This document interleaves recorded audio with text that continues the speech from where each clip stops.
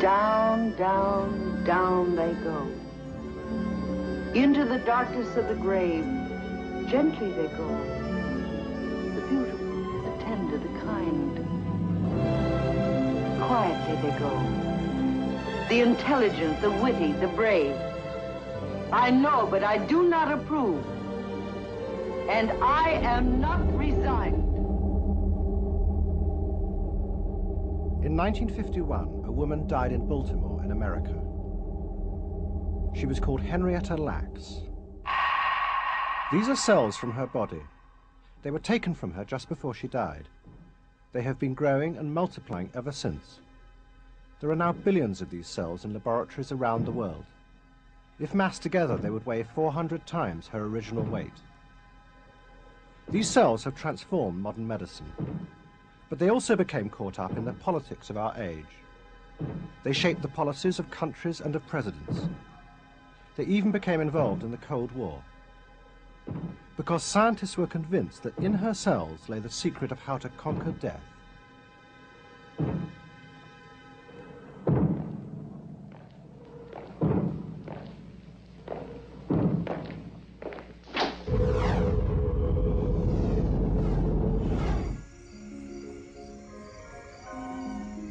In 1860, a plantation owner in Virginia called Benjamin Lacks took a black mistress from among his workers. She bore him 2 children. They took their father's name, and for 3 generations the Lacks family worked in the fields. Then, in 1942, his great-granddaughter, Henrietta Lacks, decided to move to the city. She took her husband and family to Baltimore. It was wartime, and there was money to be made. She was known to all her friends as Henny. Oh, my goodness, I don't think I could top her. Henny was a beautiful girl. I was beautiful myself. I called myself it back in them days. But Henny was very, very pretty. Beautiful face, round face. And I used to admire her dressing because she used to dress real fancy. I dressed good too, but she had a husband and she could afford fine dressing. And she liked pretty things. She likes nice things. The cells stop growing, but sometimes they don't. Sometimes something happens to start them growing again, uncontrolled, dividing again, outlaws. Pressing on healthy tissues, healthy organs, growing, spreading throughout the body to start new malignant colonies. This is cancer. 6 miles away from where Henrietta lived was the laboratory of Dr. George Guy. Dr. Guy's ambition was to rid the world of cancer. He was convinced that the secret of how to do this lay inside the human cell. For 20 years, he had been trying to grow human cells in test tubes. Dr. Guy's simple dream was to be the first to successfully sustain the growth of human cells outside the body, so that in test tubes, the secret of cancer cause could be exposed, and once exposed, altered and corrected. The key, Dr. Guy believed, was to feed the cells on chicken blood. He did this by drawing blood from the heart of live chickens. He then mixed it with cancer tissue taken from patients in Baltimore's main hospital. His aim was to persuade the cancer cells to keep growing outside the body. Each time he filmed the results, but every attempt failed. After a few days, the cells always died. Then, on February the 1st, 1951, Henrietta Lacks was taken to Baltimore's main hospital. She had been sent to see a gynecologist. I just happened to be the one who saw her when she first came in. And her history was very simple. She had had some intermenstrual spotting and bleeding, which is a sign of cancer, but it can be a sign of other things too. She was generally fine. There was no difficulty with the general examination. But on examination of the cervix by the eye with a suitable instrument, I was extremely impressed, and I can see that lesion today because it was not like an ordinary cancer. This was different. This didn't look like cancer. It was purple, and it bled very easily on touching. I'd never seen anything that looked like it, and I don't think I've ever seen anything look like it since. So it was a very special, different kind of what turned out to be a tumor. Cancer? As usual, a small piece of the cancerous tissue was cut off and taken to Dr. Guy. I was eating lunch. We always ate lunch right in the laboratory, next to the mouse cages. And Dr. Guy came in with a petri dish, and he said that there was a specimen to put into culture. And what he had left me was a chunk of tumor tissue, and I took my scalpels like this. These were sterile, and the tissue would be in a petri dish like this, and you just cut it up, just like you're cutting up some meat. And then you added, according to his formula, so many drops of chicken plasma, just like I had done all the others. And lo and behold, it grew. Henrietta Lacks's cells began to do what Guy had dreamed of. They started to grow in his laboratory. This is the film he took of their first week's growth. Henrietta was sick. She was sick. You could hear her sometime all the way downstairs hollering. Oh, Lord, oh, Lord. I can't even get no ease. Her stomach would be hurting her so bad. Jesus, help me. Help me. I didn't never hear nobody say that she had cancer. Nobody, you know, that was a secret word one time. If people had cancer, they didn't talk about it. They didn't talk about it. They was afraid. These are Henrietta Lacks's cells, filmed 6 weeks later. Each cell is now dividing every 20 hours. For any cancer, it was a record growth rate. The cells exhibited the same growth in the test tube as they exhibited in her, namely that they were unstoppable and continued to grow in a very special way. So it was the first human cell line. Her tumor, incidentally, did not respond well to treatment. Henrietta Lacks died on October the 4th, 1951. Tonight, we will learn why scientists believe that cancer can be conquered. That same evening, Dr. Guy appeared on a television science program to show off his breakthrough. Now let me show you a bottle in which we have grown massive quantities of cancer cells. As he held Henrietta Lacks's cells up to the camera, his assistant was in the autopsy room. Dr. Guy had sent her to get more of the precious cells from the dead body. And I was all alone with my petri dish, and I walked in, and she was all completely open. And just, you could look in and see tumor everywhere on all the tissues, and her bladder was one complete solid mass of tumor. We will show you some actual pictures of colonies in a test tube of cancer cells such as those I just showed you. It is quite possible that from fundamental studies such as these, that we will be able to learn a way by which cancer can be completely wiped out. Henrietta Lacks's body was taken back south to be buried. Dr. Guy kept what he had done a secret from her family. He was worried they might sue him. He gave the cells a code name, Hela, H-E-L-A, and told everyone they came from a woman called Helen Lane. Henrietta Lacks was forgotten by science, but her cells were about to become world famous. For the first time, anything could be tested on living human cells. Her cells were sent into space, accompanied by 2 white mice. The aim was to find out what would happen to human flesh in zero gravity. Cosmetic companies bought millions of her cells to test for possible side effects in their new products. The American military placed large flasks of Hela cells next to atomic tests. They wanted to see what the effects of radiation would be on human tissue. And then came polio. HeLa cells were the perfect host on which to grow and study the polio virus. From this came the development of the vaccine that conquered the disease.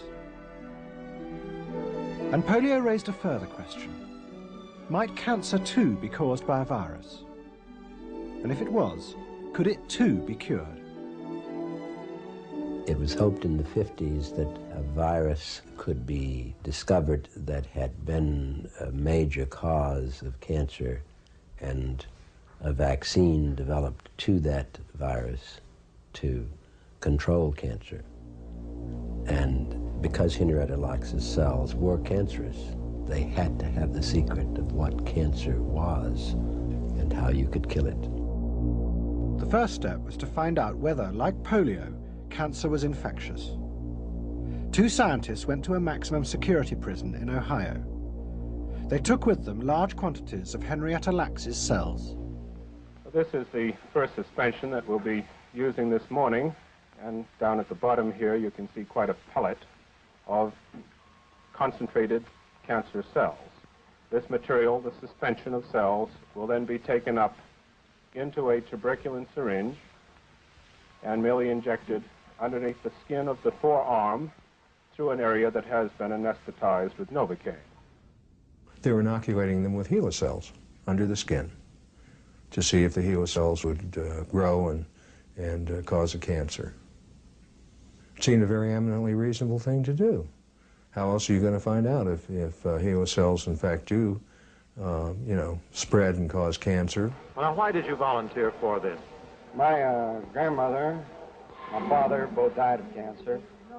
I believe that the wrong that I have done in the eyes of society this might make a right on it. I mean, I don't know. Some of the prisoners developed small tumours, but not full-blown cancer.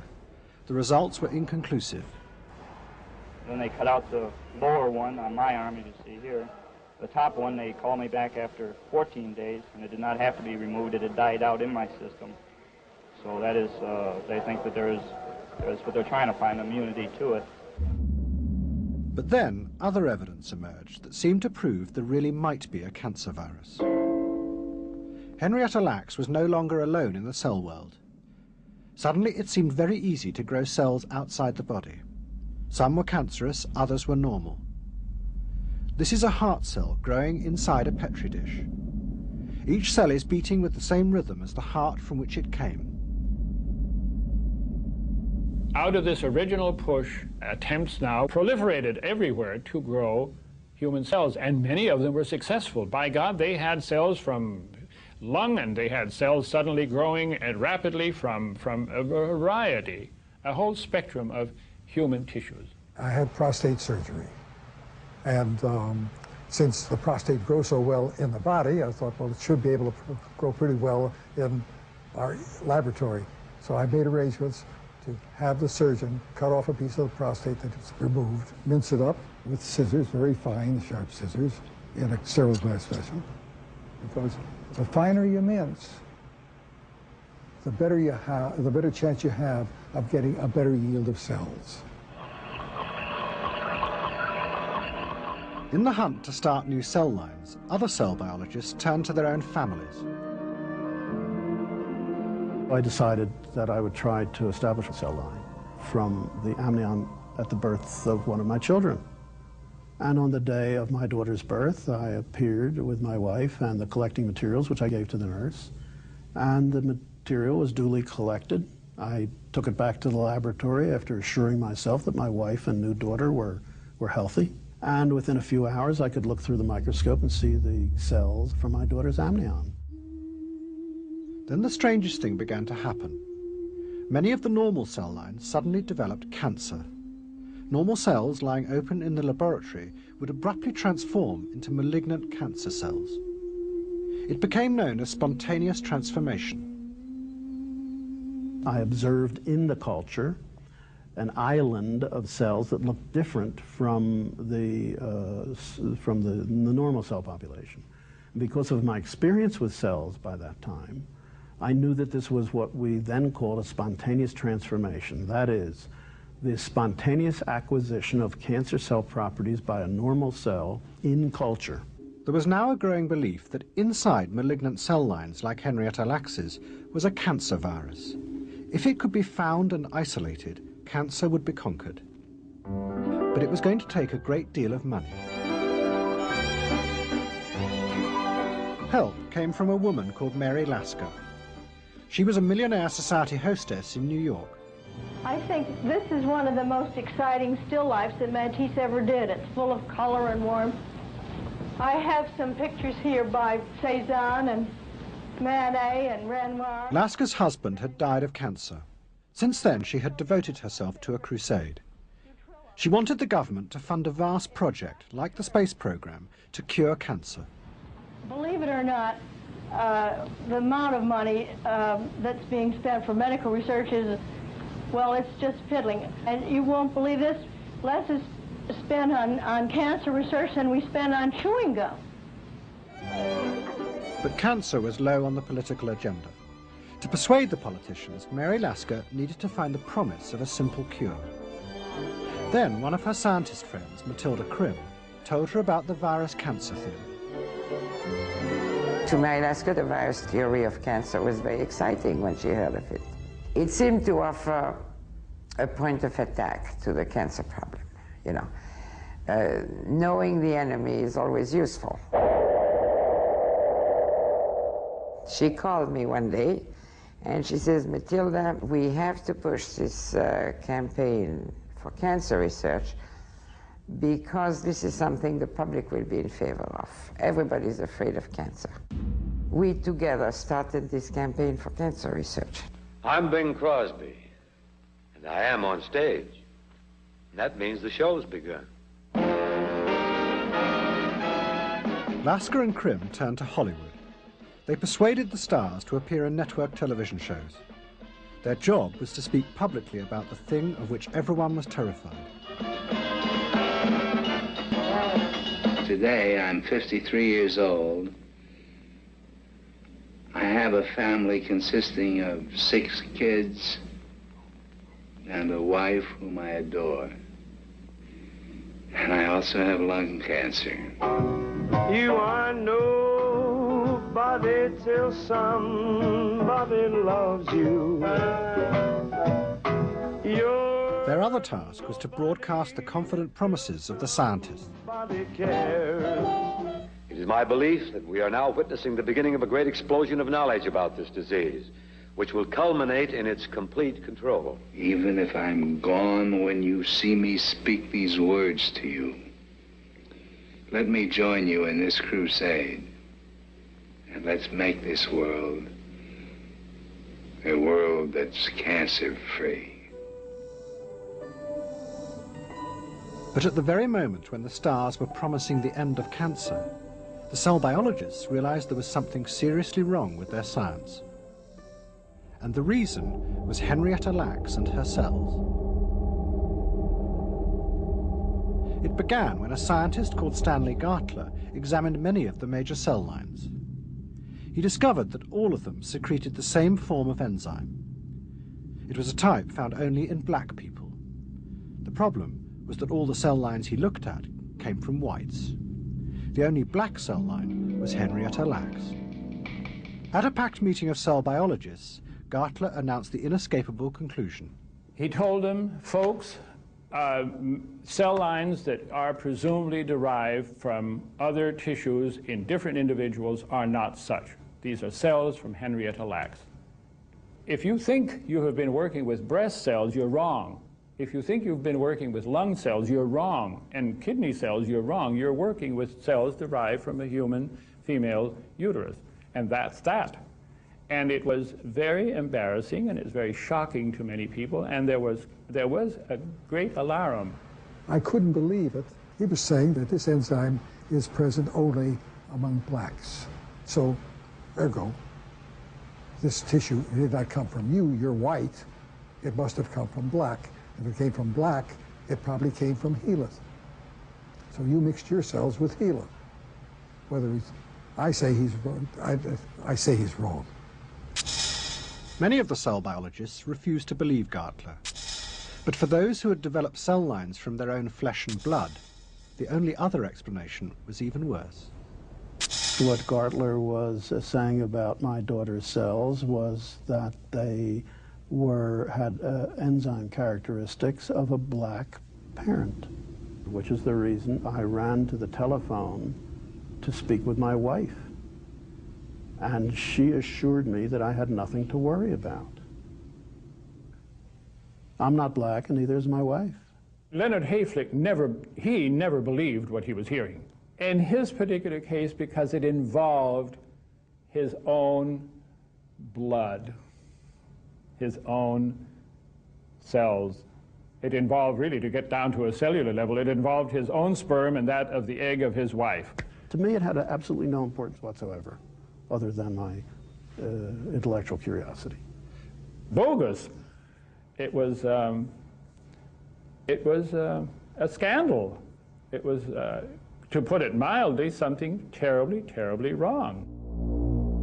The problem was that no one fully understood how Henrietta Lacks's cells had contaminated the other cell lines.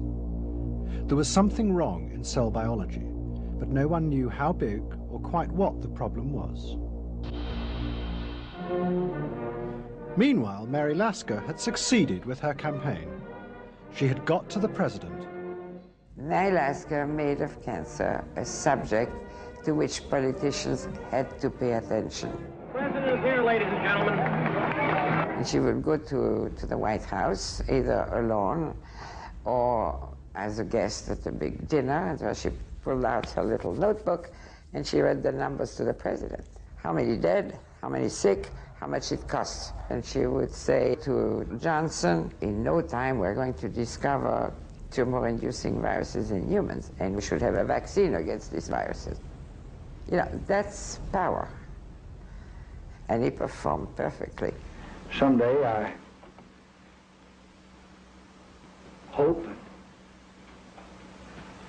I'm going to pray for we will find a cure for cancer. And I want it done in my time. I want to play my part in it. I want to do something about it.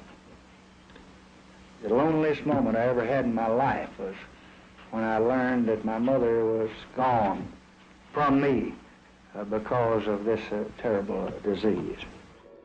Politicians now vied with each other to find a relative who had died of cancer. My favorite aunt, my Aunt Elizabeth, died with cancer. She was just 32 years of age. And she was a wonderful person for withering away with cancer. In 1971, Mary Lasker triumphed. She persuaded President Nixon to announce a national war on cancer. I will also ask for an appropriation of an extra $100 million to launch an intensive campaign to find a cure for cancer, and I will ask later for whatever additional funds can effectively be used. The time has come in America when the same kind of concentrated effort that split the atom and took man to the moon should be turned toward conquering this dread disease. The promise Nixon held out to the American people was an end to cancer. Millions of dollars were to be given to the scientists who promised they could find the cancer virus. It was the biggest medical research program ever organized. And at its heart were the cell lines. But those in charge of the cell lines knew there was a problem with contamination. They appointed a scientist, Walter Nelson Rees, to investigate just how bad the problem was.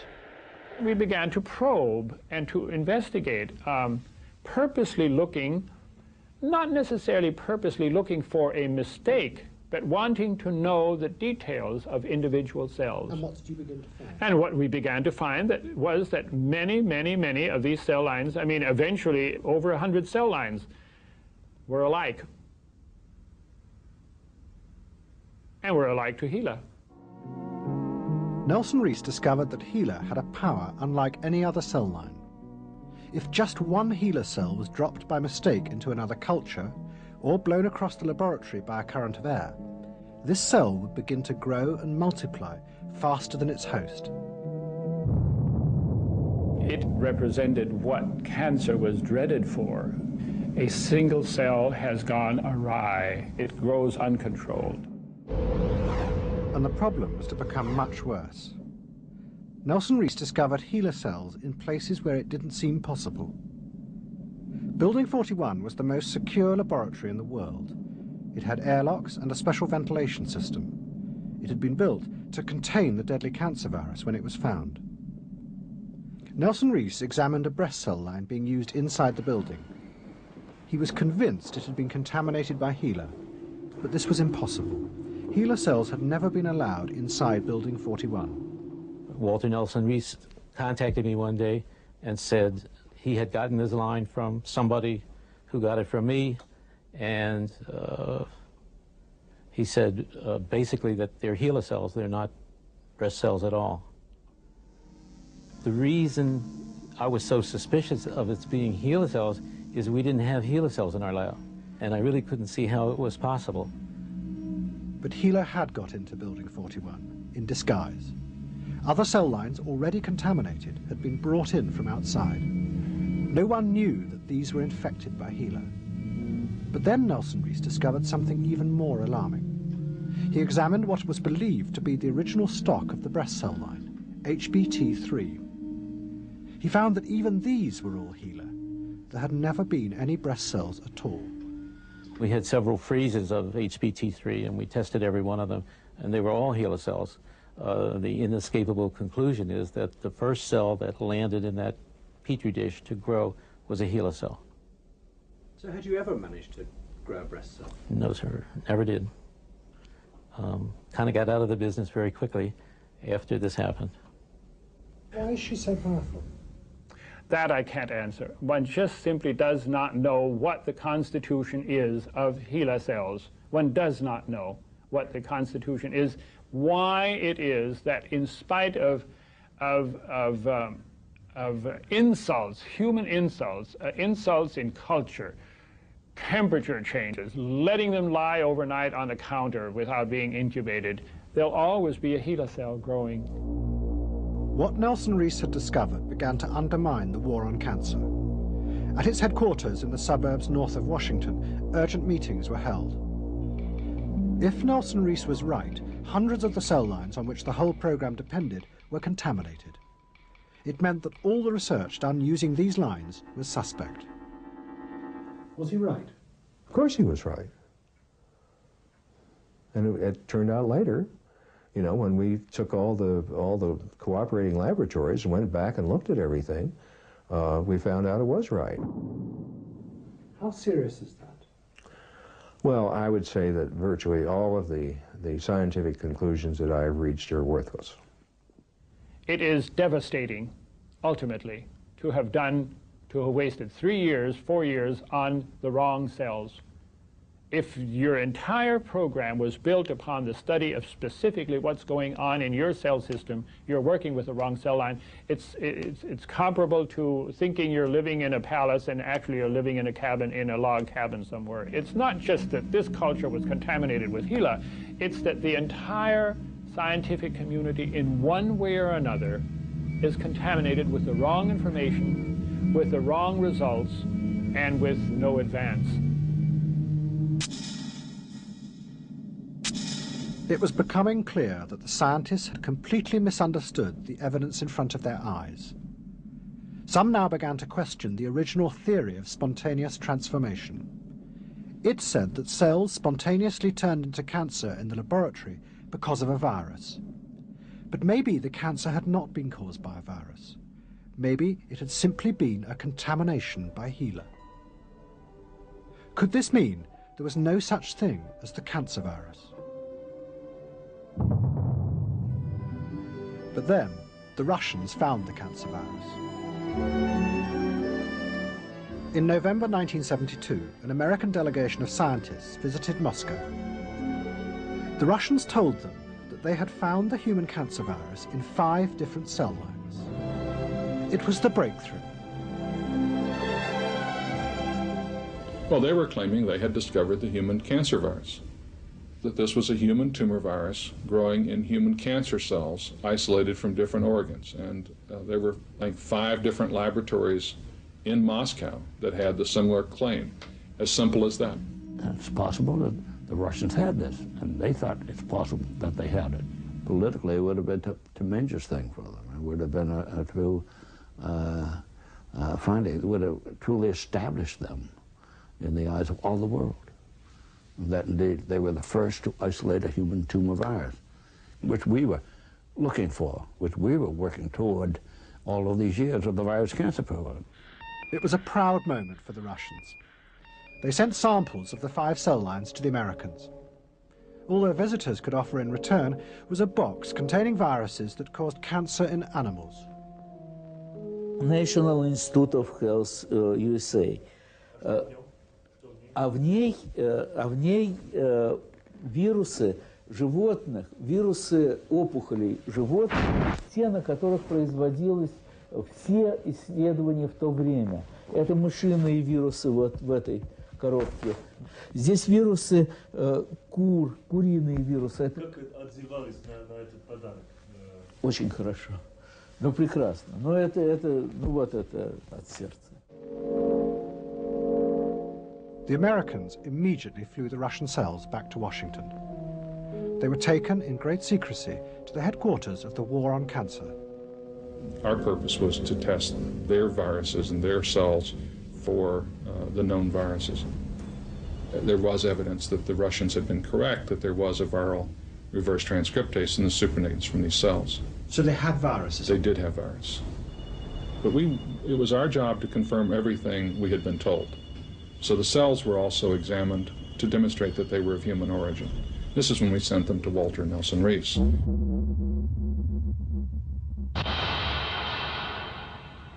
These cells were treated with kid gloves. This was a precious arrival of something extraordinary, because something was showing up in these cells that was new, novel, exciting. And these cells were going to be handled very carefully, and only until they had been examined thoroughly was anything going to be said about them, done with them, sent to other people, or anything, God forbid, anything published on these particular cells, because this was a breakthrough. And sooner than not, the results came back, and all of these cell lines had type AG6PD, which meant to us that they were derived from black individuals, probably from 20% of a black population. Now, I knew about Lumumba University. I knew that there was a large contingent of African blacks in Moscow. But you know, I just thought there's something fishy here. It just can't be. So Nelson Reese examined the chromosomes of the Russian cells. He found they were all identical to HeLa. It meant only one thing. Somehow, some of Henrietta Lacks's cells had got through the Iron Curtain. And the virus the Russians found turned out to be no more than a harmless monkey virus. She had picked it up on her journey to Moscow. Then the Russians arrived in Washington for their return visit. How did you go about telling them the bad news?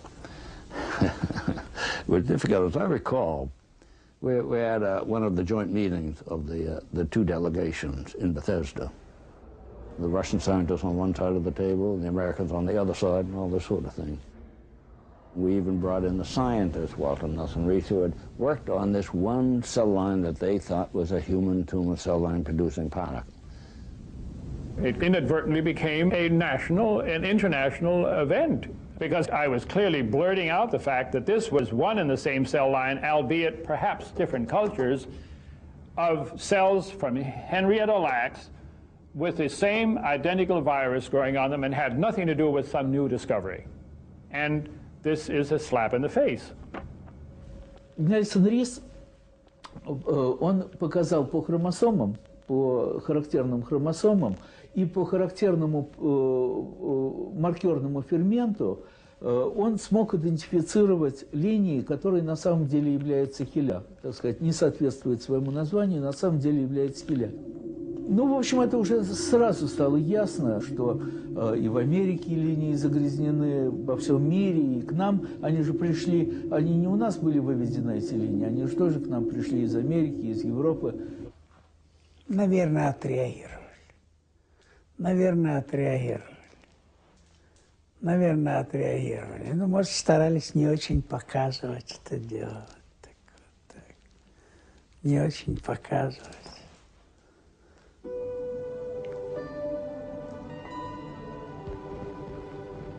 At a press conference, the Russians tried to put a brave face on events.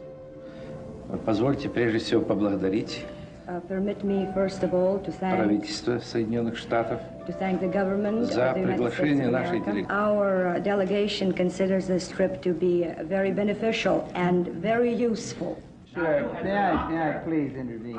I don't think it's fair to the minister to ask him to comment on specific individuals. But the news had leaked out, although the Americans attempted to hush it up. Although we attempted to play it down considerably, the Russian episode was visible and newsworthy enough that it contributed to the increasing skepticism about the way the virus cancer program would find the human tumor virus. Another example of a failure for a claim to be upheld. And as a result, then, people begin to believe there is no claim that will be upheld. By the mid-70s, those in charge of the war on cancer realized they were as far away as ever from understanding why cells became cancerous.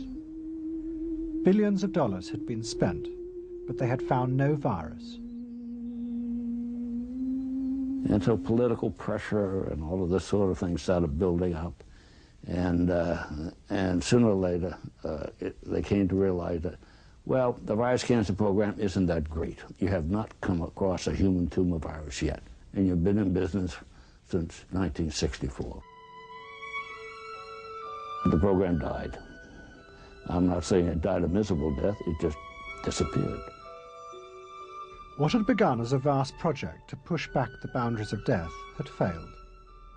The secret of what made human cells turn into cancer and grow and divide ceaselessly remained elusive. But the scientists and politicians had raised enormous expectations. They had turned cancer into a public enemy and promised to conquer it. And those expectations remained. The 2 million American men and women who are leading the fight against cancer. I am not resigned to the shutting away of loving hearts in the hard ground. So it is, and so it will be. The best is lost. The honest look, the laughter, the love, they're gone. They're gone to feed the roses. I know, but I do not approve. And I am not resigned. But at this very moment of scientific despair, a new theory of how to conquer cancer emerged. And yet again, behind its rise to power, was Henrietta Lacks and her cells. It came from a new generation of scientists who believed that cancer was not caused by a virus from outside. It came from inside, from the genes. The genetic theory of the cause of cancer said that the enemy is within, it's in your genes. So from the very moment you're born, the bomb is ticking away inside of you. It's much more difficult, it's more insidious. We have to intervene within your own body, we have to be more intrusive, we can't keep it away. You had to probe and uncover the bad DNA. But up to this time, there had been no way of identifying particular genes. Then an English geneticist called Professor Harris found a way. Professor Harris fused HeLa cells with a mouse cell. The resulting cells, the clones of cells that are then isolated, have different elements of the HeLa cell genetics. It allowed people to try to map genes to different chromosomes, and this was a fundamental tool in the development of gene mapping.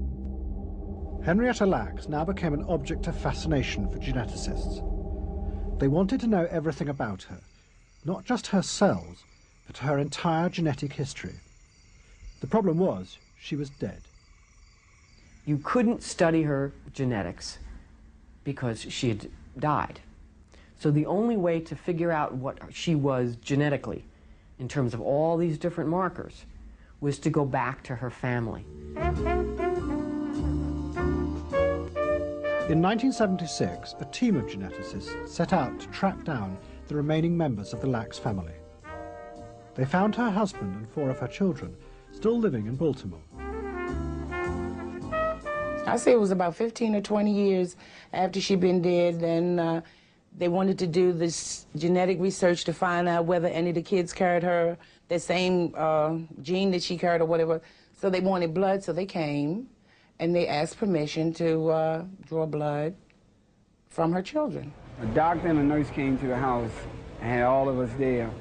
The blood test they did on us, they took blood tests from each one of the kids, each one of my mother's kids, and they told us that they just tested it to see if what my mother had was hereditary. I said, "You're working on her cells?" And he said, "Yeah." He says, "Her cells are still alive." And I just, you know how I was just truly amazed. And he said he'd been working on it for years. And it like took us by surprise. We never knew this. And there's another thing that got me upset with him, like, is there anything else I don't know? And it can get scary when you think about it. I mean, how much of ourselves is out there, you know? The new technology of gene mapping gave geneticists a feeling of power and confidence. They became convinced that they would find the cause of cancer. They would open up the cell and isolate the cancer genes.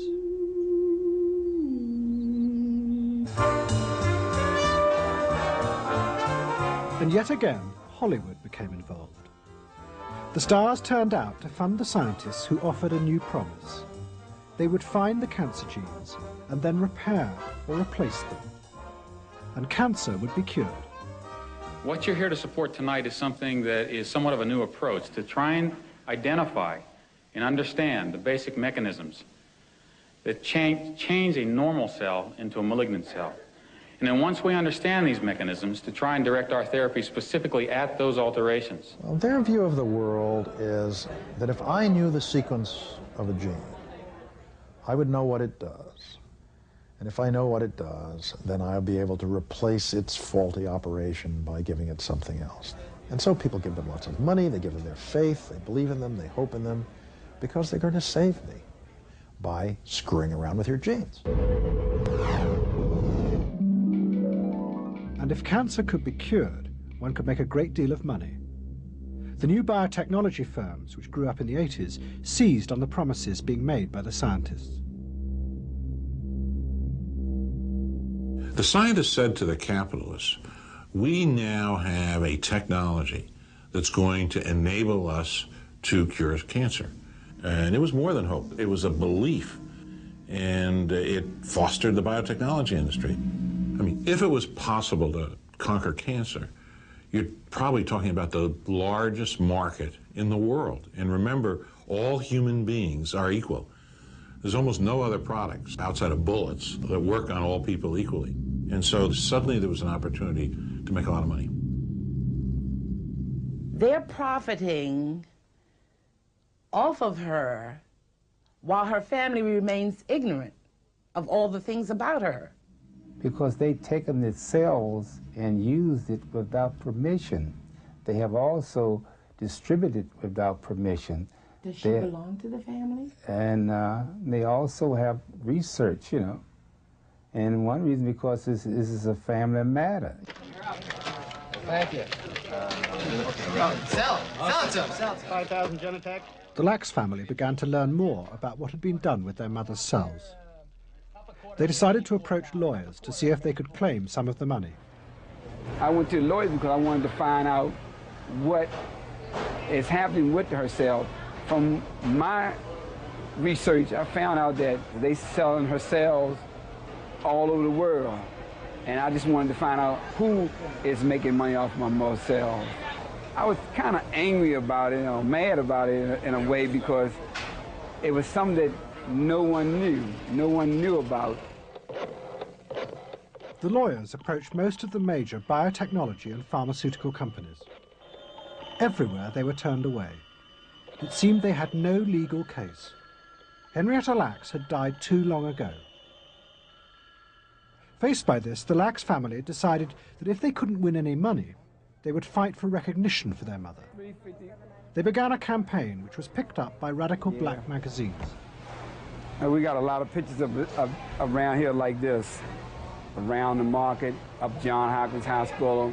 We just want to make them aware of who she was. The reason why I think they're not trying to acknowledge it is because she's black. I think if it was the other way around, if she's a white female, I think they would have been acknowledged and they would know who she is right now. The Lacks family became convinced that their mother's death somehow represented a kind of heroism. It had been a sacrifice by a black woman for the rest of the world. The most famous woman in the world in medical history, the only woman in the medical history that holds this title, you know, to me, I don't think they want blacks to hold that title. But the promise of finding a cure for cancer is yet again beginning to fade. By the early 90s, scientists had identified many genes associated with cancer. But these genes are only one part in a complicated sequence of events that lead to cancer. The human body is far more complicated than scientists thought. The public optimism is giving way to a new skepticism. We don't have a single case, not a single case, where a knowledge of the DNA sequence of a gene has led to a treatment for the disease. Knowing all the genes in the human genome is in itself not information on how the human body works. If you want to know how the human body works, you have to look at the proteins, the cell organelles, the machinery of the body as a whole. The DNA information is not sufficient. The dream didn't happen. The dream of winning the war on cancer, the dream of making a lot of money did happen for a lot of people. The dream of finding ways to help some patients with cancer happened. But the dream to cure cancer has not and did not happen. Are we any nearer curing cancer than we were 50 years ago? No, certainly not. In particular cases, we are in better control of the conditions for chemical attacks on cancer, knowing exactly what chemicals to give. Lives are extended by either burning the cancer out or cutting it out or killing it with chemicals. And there are no other ways. And there are not likely to be. So is the promise of a genetic cure for cancer an illusion? Yes. It really is? Yes. I don't know what more to say. Running, running, running, I can't tarry. Morehouse College in Atlanta is one of the oldest black universities in America. If my mother don't go, I can't tarry. Last October, on the 45th anniversary of Henrietta Lacks's death, it honoured her and her family. It was the culmination of their campaign for the recognition of their mother. I'm running up the King's Highway. The city of Atlanta acknowledges the contributions of Henrietta Lacks for advancing the medical and scientific efforts for cancer, polio, and many other diseases, and on behalf of the citizens of Atlanta, hereby proclaim October 11th as Henrietta Lacks Day in our city. Signed, William Campbell. The family now became celebrities. Would you give us some response on your emotional comments at this time? Well, I think I was part of a miracle because when she was pregnant with me, she was dying of cancer. Oh. See, only little outcome I had of that, I stayed in the hospital a whole year with a spot of tuberculosis. Since then, I've been having a clean bill of health, and she's done, tremendous, miraculous help for other people. She deserved it. As a result of the campaign, Henrietta Lacks has become a scientific heroine. But in reality, she has defeated science. For 45 years, scientists have struggled to understand her cells and cure cancer. But a growing number of scientists believe that even if they understood why Henrietta's cells grow and divide ceaselessly, they could not cure the disease. there is a new pessimism in science. I can know the cause of lots of things. I know the cause of the tides, but I can't stop them. I know the cause of hurricanes, but I can't stop them. I know the current causes of death. And even if I can prevent some of the current causes of death, I cannot stop death. It's here to stay. All flesh is as the grass.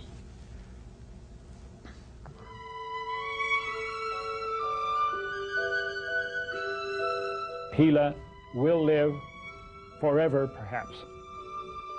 The dance of Gila continues. They are all dancing out there somewhere along the line, and they're still on the stage somewhere, I'm sure. The stage is very broad and wide, and the curtain has by no means gone down on them, and the music plays on.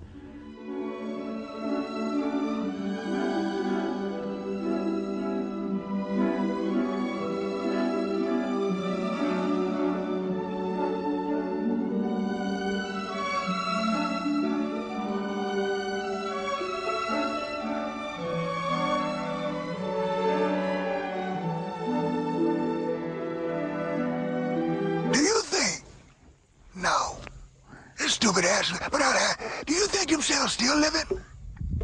I'm talking about in the grave.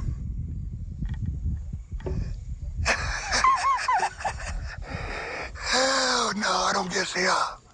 But they're living elsewhere. They're still living out in the test tubes. That's a miracle.